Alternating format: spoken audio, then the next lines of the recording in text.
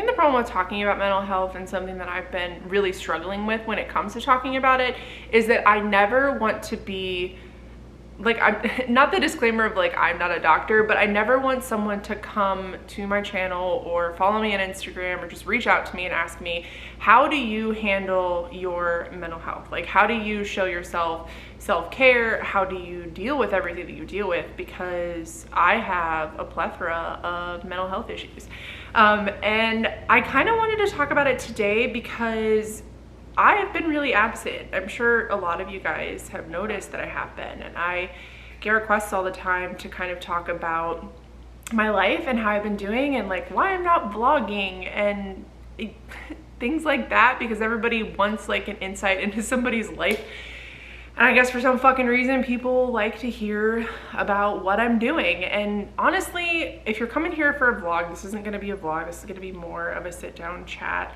I've been existing at this point, just basically existing, just getting from the beginning of my day to the end of my day and trying to cram as much good into that as I possibly can. I'm working a lot right now. I'm working 7 a.m. to 6 p.m. I'm really thankful for the money because I bought a new car. I traded in my car, paid off my loan. It was the last thing from my marriage, my ex-marriage, and it was nice to just be done with it. And it's something that I've been trying to do for a while. So working these hours, I have this car, and you know, it's like my dream car, and it feels really good, and I was feeling really good.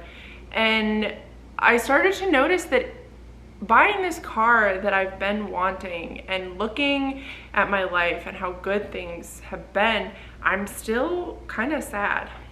I'm still kind of down, and a lot of that has to do with the current state of the world, even though Ohio is like opening up more, and we're maskless at work. If you're vaccinated, I am fully vaccinated. You know, I get to see my family more, we get to see Rocco's family more. Like, it's been fantastic. I get to hang out with my friends again. It's been good, like obviously within reason. So I kept asking myself, why are you still not okay? Which brought me to filming this video. I am going to go over like what I do, how I try to kind of take care of myself, how I try to show myself love. This isn't gonna be like a put a face mask on, take a bath kind of thing. There's gonna be some kind of stuff like that in here, but I honestly feel like that stuff just falls under the basic taking care of yourself kind of portion of being a human that exists on this damn planet. But the biggest thing that I want people to take away from this, and something that the second biggest thing, I guess, that I've kind of realized over my mental health journey over the last couple of months is self-care is taking care of yourself. Like, no external people assisting you kind of thing. You're taking care of future you.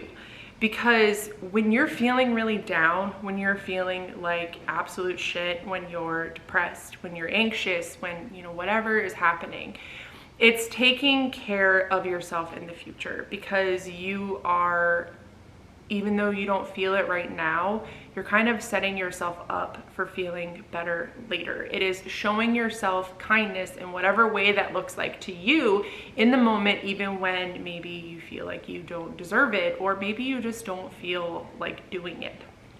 Some of the things that I do, some of the things are very simple. They're very basic things that I never would have thought really would help me, but they are things that have become such staples in my day-to-day routine. First thing I do is I carve out quiet time for myself. I love my boyfriend with every fiber of my being. He is, I don't know how I landed him. If you guys know, like, Rocco's literally the best person I've ever met, and I am so thankful to call him my partner. But I still require alone time, and it's definitely one of those things that, like, if I was like, hey babe, like, I want some alone time, like, he would leave the apartment if I asked him to, but I would never impede on somebody like that. That's just not in my nature. I am a people pleaser. So I will get up at 4:30 in the morning. Our alarm clock goes off at 5:30, but I set an alarm on my watch, and I wake up at 4:30, and I have my coffee already ready to go. I have my coffee maker like ready. I'll get up, I'll watch like a YouTube video that we don't necessarily watch together. There are a lot of channels that we do watch together, but I'll just watch something that's very like there's no substance to it really. It'll be like a vlog or like a makeup video or whatever. And that's like a guilty pleasure of mine. But having that slice in the morning to stretch, to think, to not be on my phone and exist for, you know, an hour before I have to be around another human being is really, really valuable.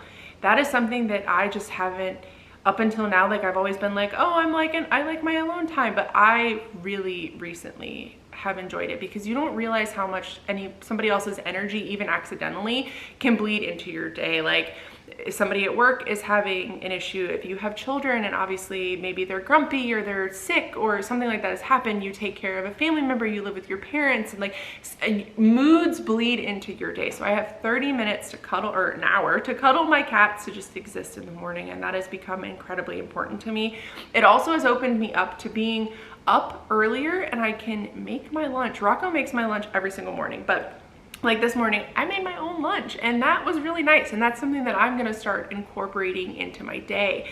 It gives me an hour to get ready in the morning and like look semi-presentable, and you don't realize how much that really matters. I'm definitely one of those people, when I get depressed, that I struggle with like just the basic hygiene, like brushing my teeth, washing my face, you know, washing my hair, taking a shower, like those kinds of things. I do struggle with them. I push myself to do it, but I struggle. And so going that extra step of like actually getting ready in the morning has been like so great for me, like to put physical care into my body along with my stretching or like going for walks. Like people say like getting outside is very important. It really is. If you're like me and you don't necessarily want to go for a walk, or you don't want to go for a run, or you're not really looking for like the physical outdoor activity kind of stuff, I recommend going for a drive. If you drive, or you have a friend that drives, or you know, somebody you can be silent with like in the car, or like a playlist that you really like, I will just go for a drive and listen to music that makes me really, really happy. The windows down and in the sunshine. I try to soak up as much sunshine as physically fucking possible in the summertime, because it does really help me. I don't know if I have seasonal depression. My therapist once asked me if I had seasonal depression, and I was like, I don't think so. But now that summer's here, I definitely feel it. I think that another thing that really helps me but can also hinder me, and it could hinder you depending on like how strictly you take this, I have a cleaning schedule. I have a little, I'm sorry if you can hear my cat sharpening her claws. She gouged my hand. I don't know if you can see that. So she's just sharpening her claws for the next time she does that. But I will have this cleaning schedule that I do. So like on Mondays, it's like putting away laundry and cleaning the bathrooms. Tuesdays, it's like sweeping. And that's really nice, especially if you have a really busy schedule like I do. It is something that you can set aside time and be like, this is the day that I do this. This is the day, like, you know what's happening. You don't get overwhelmed. When you're feeling really down, it's easy to decide that you want to do something, like have the energy to do something. You'll be like, oh, I'm gonna clean the kitchen, and then you start seeing the living room is dirty, and then you start seeing you need to put your laundry away, and it's really easy to get overwhelmed. So I like having, this is my task. Something else that I've been doing when it comes to things like that is setting timers on my phone. So say for example, today was putting laundry away, but I don't want to do all of my laundry. I'm just not feeling it at all. I will go, okay, I'm gonna set a timer on my phone for 15 or 20 minutes and get done what I can in those 15 to 20 minutes. And I will say more often than not, I do get all of the laundry done. Like I will work through my timer, because it's just having the motivation to start. I am also a big fan of, even if you have, like if I look at my cleaning list and I'm like, today's laundry, and I'm like, you know what? I don't want to do laundry. I just won't fucking do laundry.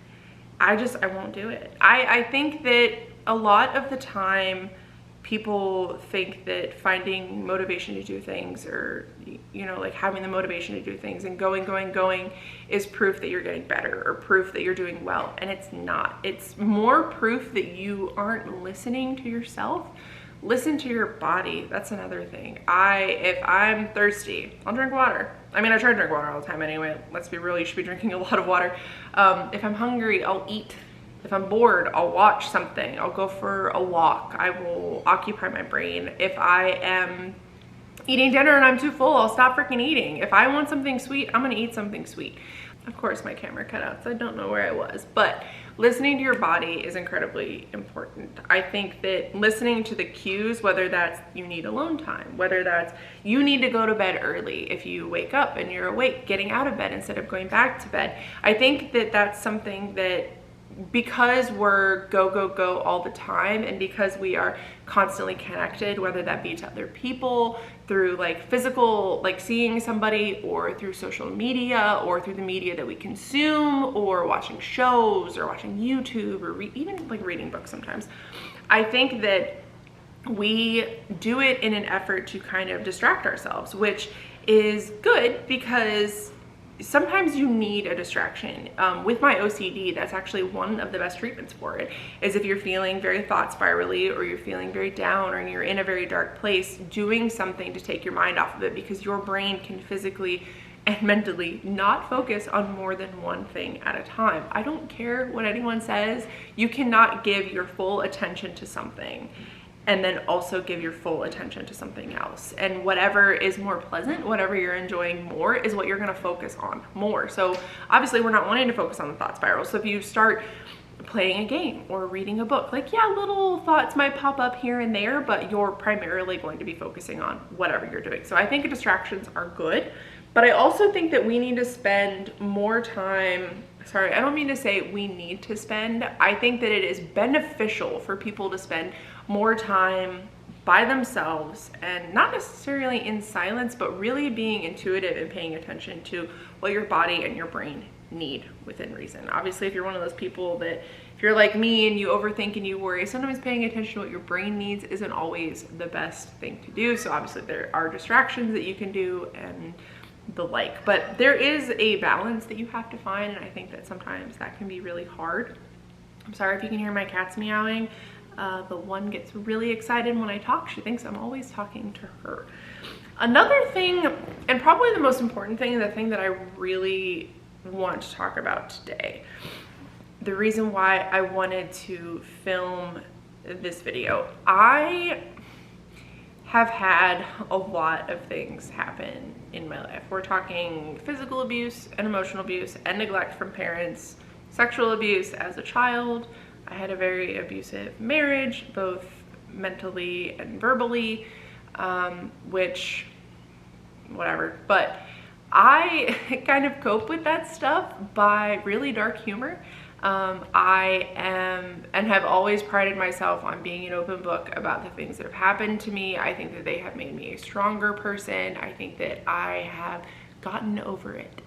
And I've realized over the last like 2 months that I haven't gotten over anything. I moved to Ohio when I was 11 and finally left like my really fucked up family behind. And I moved in with my aunt and uncle, who became my adoptive parents.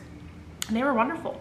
And they were loving, and they were great parents. But the problem is I was so entrenched in my trauma that I couldn't properly start working through it. I didn't want to work through it.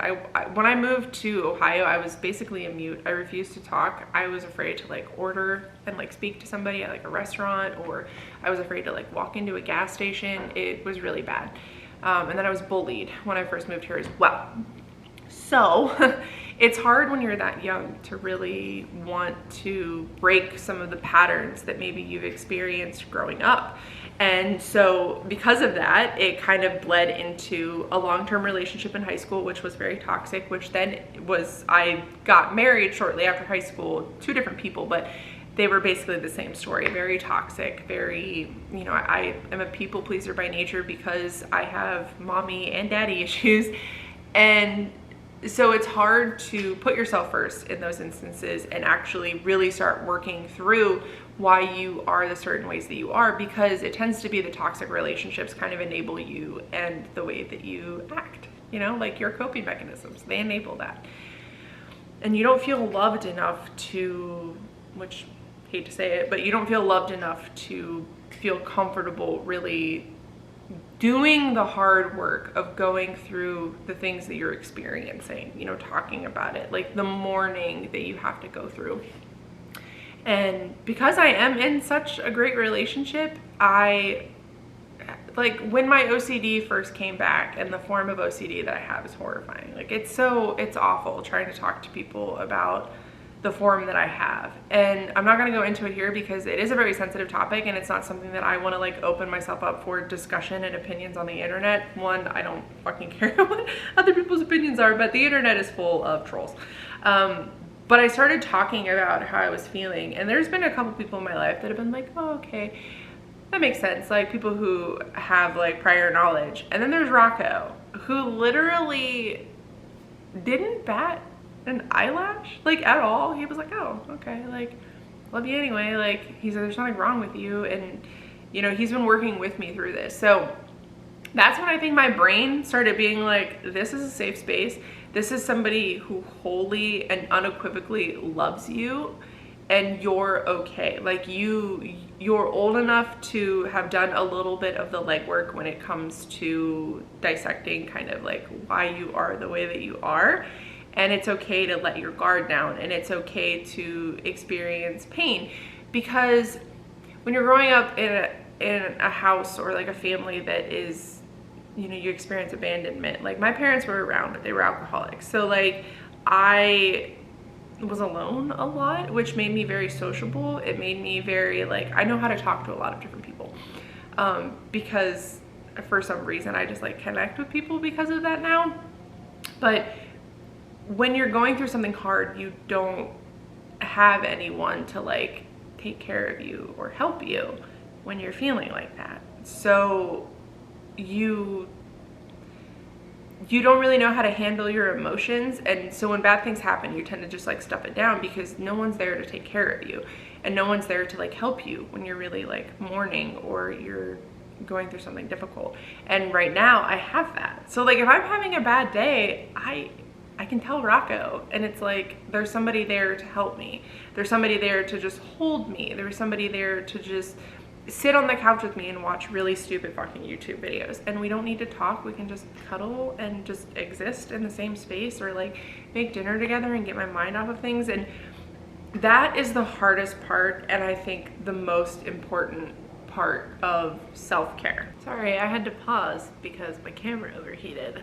The cons of shooting in 4K. But I think that doing the legwork, really sitting down and taking into account what has happened to you, and not just like the trap that I fell into is being like, oh, I'm strong, I don't need to talk about this, I've moved on. And I had a therapist once tell me, and I took this advice the wrong way, but she said, being upset or continuing to allow things that have happened to you in the past, or things that people have done to you in the past, events that have happened outside of your control, or even things that maybe you had a part in, allowing those things to take up space in your mind is like allowing them to continue to happen. It is as if they are continuing to happen. And I definitely have PTSD from a lot of things, but I took that advice as I shouldn't talk about it. I should just forget about it. I should just act like it didn't happen, or make a joke about it, not really get to the root of how it makes me feel. How does it make me feel that my parents were alcoholics? How does it make me feel that my parents were abusive? How does it make me feel that my ex-husband was abusive? And when I look at the things that have happened in my life, especially over the last year, like a lot has happened. My dad got diagnosed with cancer recently. It's not going well. My grandma passed away from COVID. We had to put down one of our cats, not the cats that Rocco and I have, but another cat that me and my ex-husband had that he ended up keeping. I got a divorce. My parents got a divorce. Like, it's a lot, even in the last year. And I'm sitting here wondering, why am I feeling like this? And honestly, a piece of advice that I think a lot of people don't want to hear is to consider medication. Like I said, I've always thought, you know, that I'm doing okay. And I was talking to my therapist and she said, I think you should try medicine again. And I'm back on a medicine that I took when I was younger that I have never had a bad reaction to. The first week that I took it again as an adult, I was through the roof with my anxiety. It was terrible, but I knew if I pushed through, it would hopefully be something beneficial to me. I gave it the 8-week time frame. I think we're almost at 8 weeks. And it has been night and day. I wake up and I want to be alive. I want to see my friends. I want to spend time with people. And that's not to say that every day that I wake up and I want to do these things, that those days are good days necessarily, but I have the desire and the want to try try. And that's a lot. Like, if we're being honest, like, people tend to see healing or mental health or their mental health journey or their self-care as, I'm gonna go from feeling really bad and maybe not necessarily wanting to be around people or wanting to even be around anymore or exist, to feeling really great and feeling like life is perfect. And that's not how it is. Like, filming this video, I had an okay day. I've had a couple of okay days. They haven't been great and they haven't been horrible. And that's enough for me right now. Healing isn't going from feeling terrible to feeling amazing.